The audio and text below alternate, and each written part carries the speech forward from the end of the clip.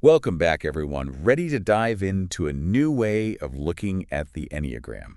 Today we're exploring levels. Yeah, it's a really cool way to see how the types connect. And I know everyone listening is pretty familiar with the Enneagram triads, but have you heard much about levels? Not as common, All right? but really fascinating. So we're going to be pulling from some work by Antonio Fernandez Guerrero, specifically his YouTube video, Enneagrama por niveles, Temperamentos clásicos. I'll make sure that's linked in the show notes for everyone. Definitely. So to kick things off, can you give us a quick rundown of this whole level thing? Sure. So instead of looking at the Enneagram types in those triads, Mhm. like we usually do, this approach groups them into levels. Okay. And get this, each level adds up to 9, Interesting. which, as we know, represents wholeness in the Enneagram, right? Yeah. Completion. Mhm. So each level with its 2 types kind of creates its own little Enneagram system, reflecting a specific dynamic that contributes to that overall sense of wholeness. That's super cool. So walk us through an example. How does this actually work? Okay, let's look at level 1, which is type 1, and level 8, type 8. Add those together, and what do we get? 9. Okay, hold on. Types 1 and 8. Seem totally opposite. Totally opposite. How can they possibly be complementary? Right, and that's actually what's so cool about this approach. It helps us to see beyond those surface differences, to understand the underlying dynamics at play. So let's say a type 1 and a type 8 walk into a situation that's just completely chaotic. Okay, I'm picturing it. What do you think happens? Well, I imagine that type 1 is immediately like, oh my gosh, we need rules, we need order. And meanwhile, the 8 is like, all right, everyone, back up. I got this. Uh-huh, exactly. Taking charge. They both instinctively understand what needs to happen to bring order and set boundaries, even if their approach is completely different. I like that. Right. So the line one, with their love of rules, kind of represents that inner sense of order. While the 8, with their boldness and, like you said, taking charge, they're the external force of control. Exactly. Two sides of the same coin. Okay. Both essential for creating a stable system. I love it. So we have our order and boundaries duo. What other kind of pairings are there in these levels? Well, for a total contrast, let's look at levels 2 and 7. All right. You know those friends who just radiate good vibes, always seeing the glass half full? Yeah. They're probably level 2 or 7. Definitely. Guerrero calls them the abundant types I like that. because they just genuinely believe that the world is full of good things, and their natural instinct is to share that abundance with everyone. It's so true. It's like the 2 might shower you with affection, Yeah. make you feel like you're the most important person in the room. And then the 7 might sweep you up in some spontaneous adventure. Always looking for the next exciting thing. Yeah. So both of these types, they really embody this outward focus. Right. They understand that the world is full of good things, overflowing with possibilities. And they might express it differently, but their energy is all about connecting with others and experiencing that abundance of life. Okay, so we've got our rule makers. We have our joy spreaders. What about the people who are a little bit more internally focused? Ah, yes, the introspective types. Levels 5 and 4, Guerrero calls them speleologists of the spirit, which I just love. Oh, wow. I like that. Yeah. What does that even mean? So they're the ones who really dive deep into their inner worlds, Okay. exploring all those thoughts and feelings and fears and desires. So they're like constantly reflecting, analyzing, Yeah, trying to make sense of everything. exactly. And it's not always an easy or pleasant journey. Right. They often face a sense of melancholy, a feeling of lack. But it's through this deep dive into themselves that they gain those profound insights. Yeah. Makes sense. So the 5 might withdraw into their mind. Yeah. Analyzing, observing, trying to understand the world through knowledge, while the 4 might express their inner world through art or creativity, always searching for that authentic self-expression. Right. And both types, in their own way, are grappling with these big existential questions. Like, what's the meaning of life? Exactly. Kind of questions. Exactly. Yeah, that's heavy stuff. It is. Okay, so we have rule makers and boundary setters, the abundant types, and the deep thinkers. I'm seeing how each level brings a unique perspective to the Enneagram. But what about levels 3 and 6? Where do they fit in? This is where it gets even more interesting. Levels 3 and 6 are all about weighing those pros and cons, analyzing situations, strategizing. So they're like the masterminds, You could say that. always thinking ahead. Exactly. Think of the type 3, the achiever, right? Mm-hmm. Always striving for success, constantly assessing, figuring out the most efficient path to reach their goals. Yeah, and then you have the 6, with all their skepticism. Yeah. They're probably pointing out all the potential pitfalls and risks. Like, hold on, have we thought about this? Exactly. It's this constant internal debate. Right. The 3 with their grand vision and the 6 bringing that dose of realism. I see. So each level has its own approach to making decisions and taking action. Exactly. And that tension, right, between the 3's ambition and the 6's need for security. How do you think that gets resolved? By the 9, Of course. the peacemaker, bringing everything into harmony. Precisely. Wow, this is really cool. So each level is like a mini Enneagram journey with its own tension and resolution. Exactly. And you know what? This understanding can be really helpful for figuring out those tricky misidentifications, especially for those of you listening who are already pretty familiar with the Enneagram.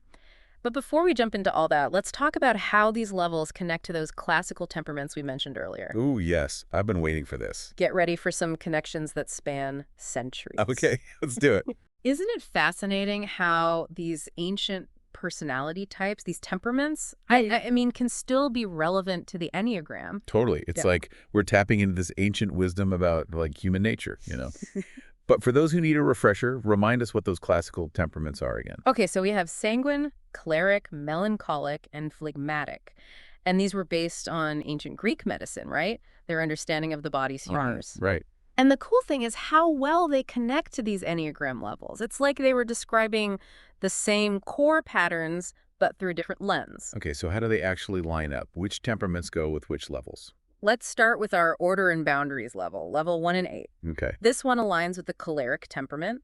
Think strong will, a tendency towards anger, a drive for action. Oh, yeah, I could see that. Those like classic movie scenes where the character like explodes in anger, demanding justice, Yeah. or just takes charge in a crisis, no hesitation. That's totally choleric energy. Right. And that fire fuels them, whether it's the 1's commitment to principles or the 8's need for control. Gotcha.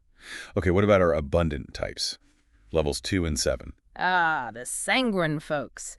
These are the ones who light up a room, extroverted, joyful, optimistic, always seeking connection and pleasure. Oh, yeah, they're like the life of the party, always bringing the good vibes. Exactly, like those characters in books who just like breeze through social situations, leaving smiles everywhere they go.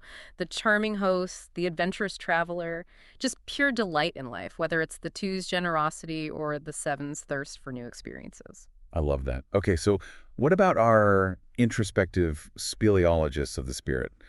What temperament do levels 5 and 4 align with? That would be the melancholic temperament. And don't let the name fool you. It's not all doom and gloom. It's more about this deep feeling, this introspection, sensitivity to the world that can sometimes be, well, a little melancholic. So they're like really in tune with the nuances of life, the good and the bad. Exactly. They might be drawn to art, poetry, music, things that let them explore those deeper emotions. They see the world in a unique way, noticing the details others miss, pondering those big questions about existence. Like those characters in stories who are often misunderstood, carrying this kind of sadness maybe. But they also have this deep understanding of the human experience. Yeah. And whether it's the 5's quest for knowledge or the 4's search for authenticity, that melancholic depth fuels their journey. So we've covered choleric, sanguine, and melancholic. What about phlegmatic? Where does that one fit in? That one aligns with our peacemakers. Level 9, it's all about that calm, easygoing energy. Oh, yeah. Harmony over everything, avoiding conflict whenever possible. Exactly. They're like the calm in the storm, the friend who always knows how to chill you out, the leader who brings everyone together. That's phlegmatic energy in action. Okay, this is all making sense, but where do levels 3 and 6 fit into all this? It seems like they're missing from this temperament party. That's a great point. And it really shows the depth the Enneagram brings to these ancient categories. See, levels 3 and 6, they're all about analysis, planning, strategizing. They don't fit neatly into just one temperament. Oh, They're kind of a blend, maybe drawing from the choleric's drive and the melancholic's thoughtfulness. So like a more complex mix of energies, which makes sense given their internal balancing act Yeah. between ambition and security. Exactly. And this is where understanding both levels and temperaments gets really useful, especially for those of you who've been studying the Enneagram for a while. It helps to avoid those common misidentifications. Because sometimes those surface behaviors can be misleading, right? Absolutely. Yeah. Like a type 1 with a strong sexual instinct might seem very assertive, maybe even mistyped as an 8. I can see that. But if you look closer, you see the 1's anger is about righteousness, upholding principles, while the 8's anger is about boundaries and control. So they're both expressing that choleric fire, but for different reasons. Exactly. Same goes for a super social 7 who might be mistaken for a 2. Both radiate that sanguine warmth and charisma, but the 2's generosity comes from wanting to be loved, while the 7's enthusiasm is about new experiences and avoiding pain. So understanding the temperaments helps us go deeper, see the true motivations behind the behavior. Exactly. It gives us a more complete picture of the Enneagram. But how do we actually use this in our lives, in our relationships and interactions with others? That's what we'll explore in our final segment. Okay, so we've covered a lot of ground here. We talk about Enneagram levels, how they connect different tiles, and how those types relate to those ancient temperaments. Like we've cracked some secret code. But how does all this actually help us in real life? That's the big question, right? The Enneagram isn't just about figuring yourself out. It's about using that knowledge to actually navigate your life Right. and your relationships. Right, like it's not about putting people in boxes. It's Yeah. about like understanding them, having compassion. And honestly, this whole levels and temperaments thing, it's given me a totally new way of looking at how I interact with people. Oh, yeah. How so? We'll take my friend, for example, total type 1. Okay. And I used to get like so frustrated. Every little thing had to be perfect, always critiquing. But now, understanding that they're channeling that choleric energy, that desire for order and justice, it helps me to be more patient, more understanding. Like instead of getting defensive, I can see where they're coming from. That's a perfect example of how this knowledge can really shift your perspective and lead to more harmonious interactions. You're not taking it personally anymore. You see it as their way of trying to make the world a better place, even if their methods aren't always the best. Exactly. And it's not just about understanding one type. The whole levels thing helps me see how different types actually work together. Like they balance each other out. Oh, I like that. Give me an example. Like think about work teams. You have the big picture leader, the detail-oriented planner, the smooth talker who brings in the clients, and the peacemaker who keeps everyone from killing each other. It's like they're each tapping into the strengths of their level, creating a team that can really get stuff done. That's a great point. It shows how understanding these levels can help create more effective teams, whether it's at work, in families, even friend groups. You can see the value each type brings, how those seemingly opposite energies can actually work together to create something really cool. Yeah, like each level is a piece of the puzzle. Right. And when they all come together, you get this complete picture. Exactly. And that's the beauty of the Enneagram. It's not about trying to be perfect. It's about embracing what makes you unique, recognizing that everyone has something to offer. Like that yin-yang symbol, right? Mm-hmm. Seemingly opposite forces, but they're actually connected, creating this balance. Exactly. And isn't that what we're all trying to do? Move beyond those surface judgments, see the connections, realize that even people who seem totally different from us are actually reflecting back different parts of ourselves. It's about expanding how we see ourselves, Yeah. embracing the complexity of being human. And that is the gift of the Enneagram. Well, that brings us to the end of our deep dive into Enneagram levels and temperaments.